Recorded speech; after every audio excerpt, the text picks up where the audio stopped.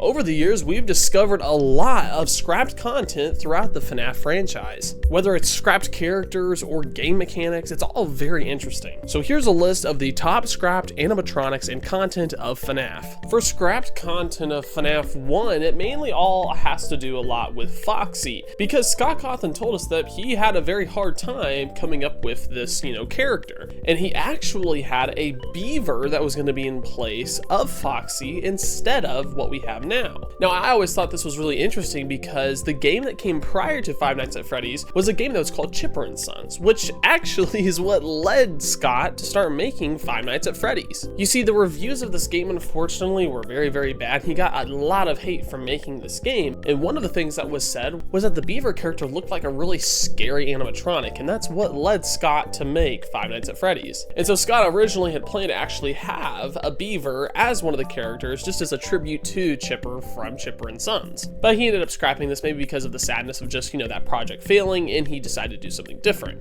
Scott even told us that the character was then going to be a wolf character, pretty similar to the Sparky the Dog hoax that everyone still talks about and that I talked about in my last video. Honestly, I think seeing a wolf character would have been really cool, which we ended up getting a wolf character later on down the line with Roxy. But of course, finally Scott decided to land on Foxy as the sideshow character, and that's what we have now. Now here's another very interesting scrapped animatronic, and it's one that not a lot of people know about, but there actually used to be a different kind of endoskeleton that was supposed to be used for the FNAF 1 animatronics. As you can see here, the head's a little bit bigger and the eye sockets are black with thin white circles around it with red eyes. And also, just look at those teeth. Those are way sharper than what we have now. Now, in Help Wanted, there is a series of animatronics that I really wish made it into the game. And those are called the Blacklight Animatronics. And you've probably seen the Funko Pops that Funko did for them. But these just weren't cool skins that Funko came up with. They were actually supposed to be in Help Wanted. The reason that we know this is because actually in the game files of Help Wanted, we can find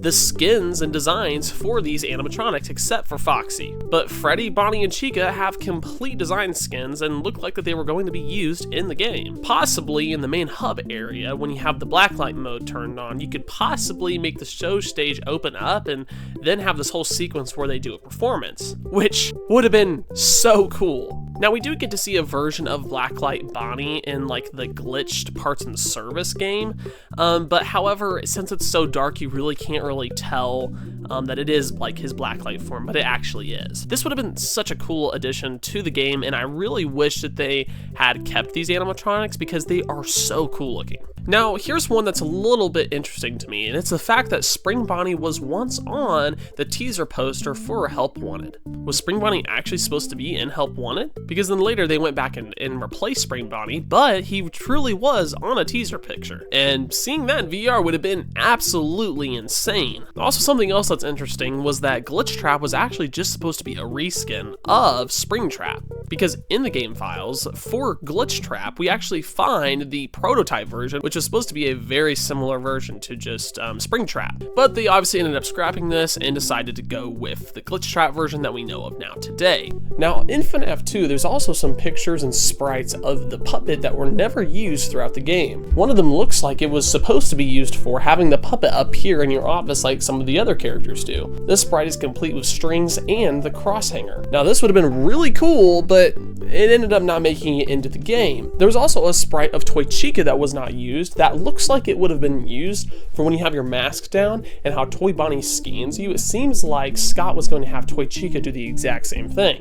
Why he didn't do this, I don't really know. And honestly, I wish this was incorporated in the game. I think it would have been really cool. Now, this one's very interesting to me because at some point it looked like Scott Cawthon was going to be using the FNAF 1 version of Foxy in FNAF 2. See, one thing that Scott Cawthon would do that was really cool during the upcoming release for his games was he would upload teaser pictures on his website just to give people a feel for what was going to go down in his next game. Now, when this specific teaser came out, he had already sent out several teasers that are spot on with what what we see in the games, but for some reason this one's just a little off. This teaser shows us Foxy and Mangle both on the other side of a curtain pulling their side back with each of their own hooks. Foxy is not the Withered Foxy version, it's actually the FNAF 1 version. Now why would Scott do this? Now it's possible that he was actually going to have this version in game and actually ended up scrapping it and then redesigning it for Withered Foxy, or it could be just as plausible to say that he just hadn't finished Withered Foxy yet, although with his past teasers he had the correct versions of animatronics on them, so that's a little interesting. Another inconsistency is the fact that Mangle actually has a hook in this picture, because as we all know, Mangle doesn't have a hook. Now this could just be something that Scott changed on the release of the game, but I just think it's a very interesting aspect to think about. Now something else that's interesting was in FNAF 3 in the game files, we found several different images of the puppet that went unused throughout the gameplay. Now we do know that the puppet does appear in the game standing in the hallway, and then there's also the phantom puppet, but these images are not seen anywhere. So it's possible that there was supposed to be a bigger story going on in FNAF 3 for the puppet, but just didn't end up working out. Another possible scrapped animatronic for FNAF 3 is Phantom Bonnie. Now this one gets a little bit speculative, mainly because there is no actual evidence to support that Phantom Bonnie was real, but a lot of people during the time of FNAF 3's release was wondering where Phantom Bonnie was. We literally have every other character except for Bonnie. There was even a hoax that started where a fake Bonnie jump scare would happen in the game from Phantom Bonnie. Now it's possible that Scott actually had this design and everything, but decided to cut it. However, we don't really know that. Personally, I just think Scott realized that since there was already a Spring Bonnie in the game, that it really didn't make sense to have another Bonnie, although personally, I would think it would have been cool. Now, in some of the first teasers of FNAF Help Wanted, we actually got a picture of the Nightmare Fredbear character, but his design was completely off. Instead of being yellow, he was a brown color, looking more like a Nightmare instead of Fredbear. A lot of people pointed this out, and then actually some more teasers came out later, which fixed this problem completely and made Fredbear actually look like he's supposed to, being more yellowish with a purple hat and bow tie. So this was definitely something interesting that took place, but again, could have just been something throughout the process of making the game, and of course it was later scrapped and fixed. Now in the game security breach, we had an endoskeleton that was scrapped. A lot of people speculated it could have been the endoskeleton for Glamrock Bonnie, but as we know now, it's not really the case, but just thought I'd mention it. We're not really sure why this endoskeleton was scrapped, but it's definitely not seen in game. Now to be honest, that's really all of the scrapped animatronics that I could find, but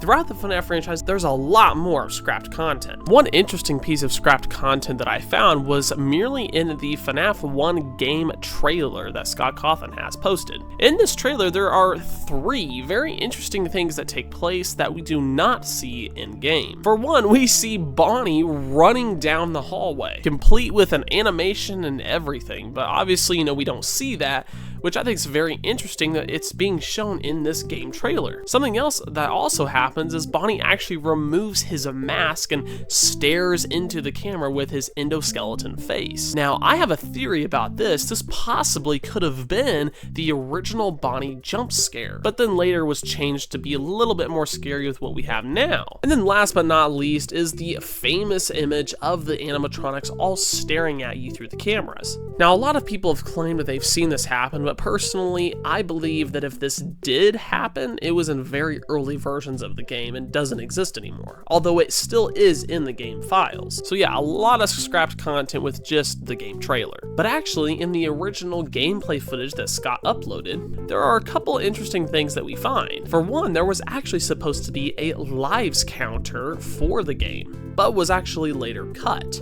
Now personally, I think this could have been really cool, but I really am thankful that this isn't in the game because I just like it the way it is. And if it had lives, that would feel a little off. But another thing that I find interesting is that we have the lives counter scrapped in a ton of the FNAF games. It was scrapped in FNAF 1, also in FNAF 2 it was scrapped, and FNAF 3. So maybe Scott just thought this was going to be a really cool idea, but could never settle on it. Another interesting game mechanic for FNAF 2 that was scrapped was there was actually supposed to be a toxic meter for when you dropped on the mask, basically meaning that it was possible that you weren't going to be able to keep the mask on for as long as you wanted. This is definitely interesting, and I really wish this was incorporated because it would have made the gameplay even 10 times harder than what it already is. Now this last one's probably the most famous cut piece of content in FNAF history, mystery, and that is the FNAF 4 box opening sequence that we found in FNAF 4. You see, in the FNAF 4 game files, we found that Scott had programmed an event to take place if you beat the 20-20-20 mode night, and it was actually going to allow you to take the locks off of the FNAF 4 chest box. Now, the FNAF 4 box is a whole nother subject, but Scott basically teased that there was supposed to be the entire story locked inside this box. But as we all know, when we get to the box, it's locked and we cannot remove the locks off of them. So after fans found this, we went absolutely crazy trying to figure out if there was a way to make this happen, but unfortunately, we still have never been able to figure out what's in this box. And then later, when Scott Cawthon released FNAF World, there was even a picture in the game files of the FNAF 4 box open, maybe even teasing us more for what's supposed to be in this box. So with that, make sure to check out this video where I go over the top 11 hoaxes of the FNAF franchise. Make sure to subscribe, and I'll see you in another video. Have a fantastic day.